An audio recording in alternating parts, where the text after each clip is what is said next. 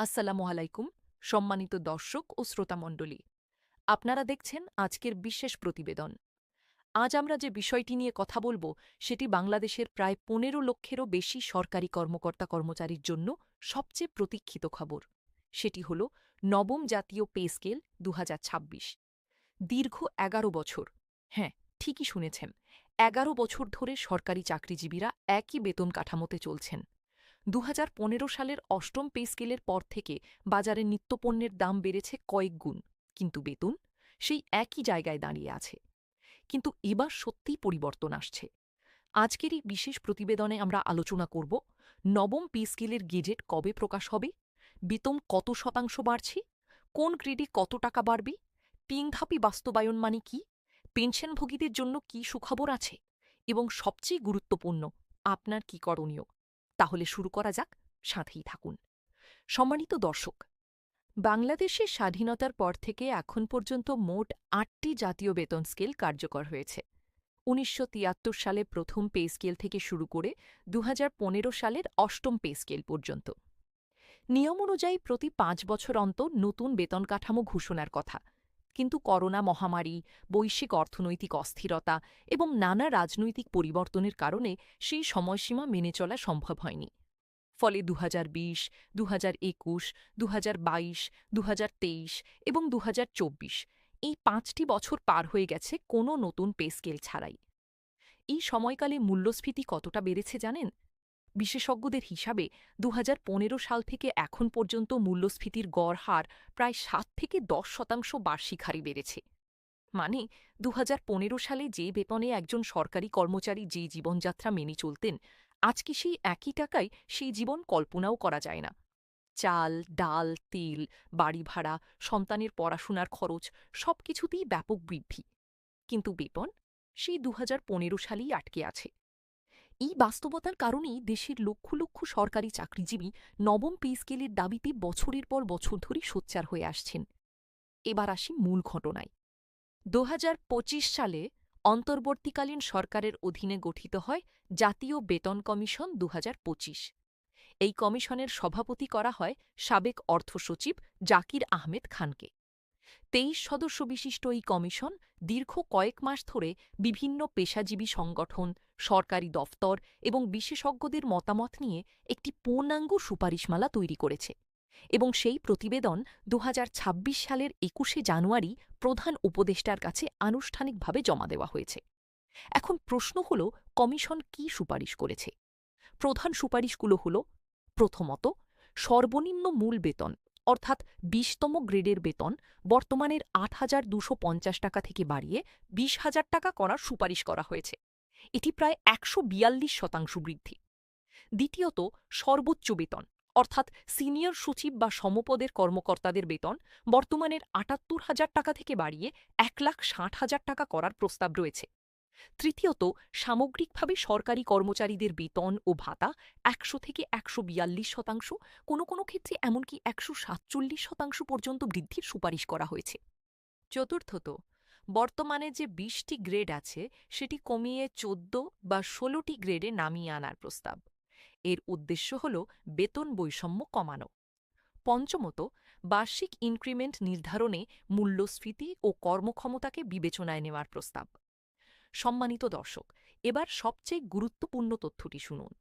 ২০২৬-২৭ অর্থবছরের বাজেট পেশের পর অনুষ্ঠিত সংবাদ সম্মেলনে অর্থ ও পরিকল্পনা মন্ত্রী আমির খসরু মাহমুদ চৌধুরী সুস্পষ্টভাবে জানিয়েছেন, দীর্ঘদিন ধরে কোনো পে স্কেল হচ্ছে না, অর্থাৎ সরকারি চাকরিজীবীদের কোনো বেতন বৃদ্ধি হচ্ছে না, কিন্তু জীবনযাত্রার খরচ বেড়ে গেছে। তাই আমরা অবশ্যই এদিকটা দেখব। শুধু কথায় নয়, কাজেও প্রমাণ দিয়েছে সরকার। আসন্ন ২০২৬-২৭ অর্থবছরের জাতীয় বাজেটে নবম পে স্কেল বাস্তবায়নের জন্য প্রায় ৩০ থেকে ৩৫,০০০ কোটি টাকা বরাদ্দ রাখার পরিকল্পনা প্রায় চূড়ান্ত। এই বিশাল বরাদ্দ এটাই প্রমাণ করে যে সরকার এই পে স্কেলকে শুধু আলোচনার টেবিলে নয়, বাস্তবায়নের পথে নিয়ে যেতে দৃঢ়প্রতিজ্ঞ। অর্থমন্ত্রী আরও নিশ্চিত করেছেন যে আগামী ১ জুলাই ২০২৬ থেকেই নতুন বেতন কাঠামো বাস্তবায়ন শুরু হবে। তবে এটি একসাথে পূর্ণাঙ্গভাবে নয়, বরং ৩টি ধাপে কার্যকর করা হবে। এখন অনেকের মনে প্রশ্ন জাগছে, ৩ ধাপে মানে কি? আমি কি এখনই পুরো বেতন পাব না? সম্মানিত দর্শক, চলুন বিষয়টি সহজ ভাষায় বুঝি। ৩ ধাপে বাস্তবায়নের অর্থ হল পুরো বেতন বৃদ্ধি একবারে না দিয়ে কয়েক বছর ধরে ভাগ করে দেওয়া হবে। এটি সরকার কেন করছে? কারণ এই বিশাল অঙ্কের বেতন বৃদ্ধি একসাথে কার্যকর করলে রাষ্ট্রীয় কোষাগারে হঠাৎ বিশাল চাপ পড়তে পারে, যা অর্থনৈতিক ভারসাম্যের জন্য ঝুঁকিপূর্ণ।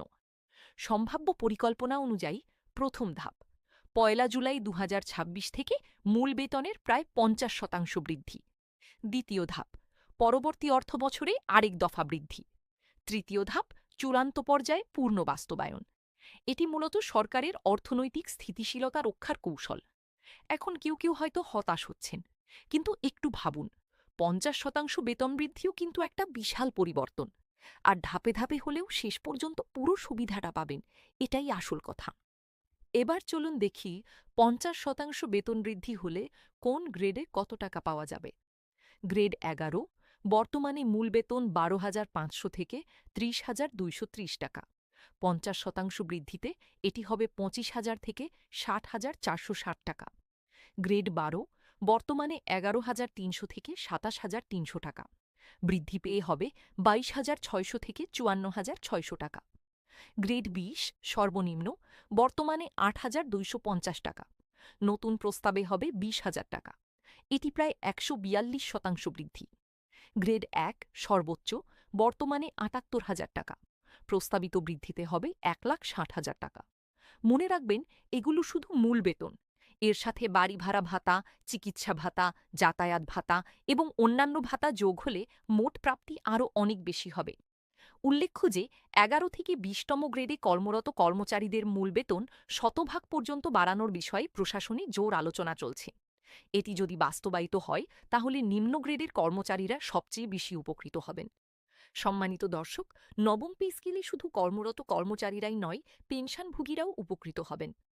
প্রস্তাবনা অনুযায়ী পেনশনের হার পুনর্নির্ধারণের কথা আলোচনা হচ্ছে। এছাড়া পেনশন গ্র্যাচুইটির হার ১,৫০০ টাকা নির্ধারণ এবং ১০০% পেনশন সুবিধা নিশ্চিত করার দাবিও কমিশনের সামনে উপস্থাপন করা হয়েছে। আরেকটি উল্লেখযোগ্য প্রস্তাব হল টানা ১৫ বছর চাকরির পর স্বেচ্ছায় পেনশনসহ অবসরের সুযোগ দেওয়া। এবার আসছি সবচেয়ে গুরুত্বপূর্ণ প্রশ্নে, গেজেট কবে প্রকাশ হবে? সর্বশেষ তথ্য অনুযায়ী নবম পে স্কেলের খসড়া ও কাঠামোগত রূপরেখা প্রায় চূড়ান্ত করা হয়েছে। অর্থমন্ত্রী নিজেই নিশ্চিত করেছেন যে গেজেট প্রকাশের প্রস্তুতি চলছে। জুন ২০২৬ মাসের মধ্যেই গেজেট প্রকাশের সম্ভাবনার কথা বলা হচ্ছে, যাতে ১ জুলাই থেকে বাস্তবায়ন শুরু করা যায়। তবে সরকারিভাবে এখনও কোনো নির্দিষ্ট তারিখ ঘোষণা করা হয়নি। সংশ্লিষ্ট সূত্র বলছে খুব শিগগিরই গেজেট আসতে পারে। গেজেট প্রকাশ হলে তা জনপ্রশাসন মন্ত্রণালয় এবং অর্থ মন্ত্রণালয়ের অফিসিয়াল ওয়েবসাইটে পিডিএফ আকারে পাওয়া যাবে। দর্শক মণ্ডলী, শুধু সরকার নয়, কর্মচারীরাও চুপ করে বসেনি। এপ্রিল ২০২৬-এ দেশব্যাপী সরকারি কর্মচারীরা ৬ দিনের কর্মবিরতি কর্মসূচি পালন করেছেন। তাদের মূল দাবিগুলো ছিল অবিলম্বে নবম পে স্কেল ঘোষণা ও গেজেট প্রকাশ, অন্তর্বর্তীকালীন ব্যবস্থা হিসেবে ৫০% মহার্ঘ ভাতা এবং টাইম স্কিল ও সিলেকশন গ্রেড পুনর্বহাল। এই আন্দোলন সরকারের নীতি নির্ধারকদের দৃষ্টি আকর্ষণ করেছে বলে বিশ্লেষকরা মনে করছেন, এবং সরকারের সাম্প্রতিক ইতিবাচক পদক্ষেপগুলো সেই আন্দোলনেরই ফসল বলা যায়। সম্মানিত দর্শক, আমাদের চ্যানেলটি সাবস্ক্রাইব করুন এবং বেলটি চাপুন, যাতে গেজেট প্রকাশের সাথে সাথেই আপনি আপডেট পান। এই ভিডিওটি আপনার পরিচিত সরকারি কর্মচারীদের সাথে শেয়ার করুন, কারণ এই তথ্যটা তাদের জীবনে গুরুত্বপূর্ণ পরিবর্তন আনতে পারে। আজকের জন্য এতটুকুই। আল্লাহ হাফেজ।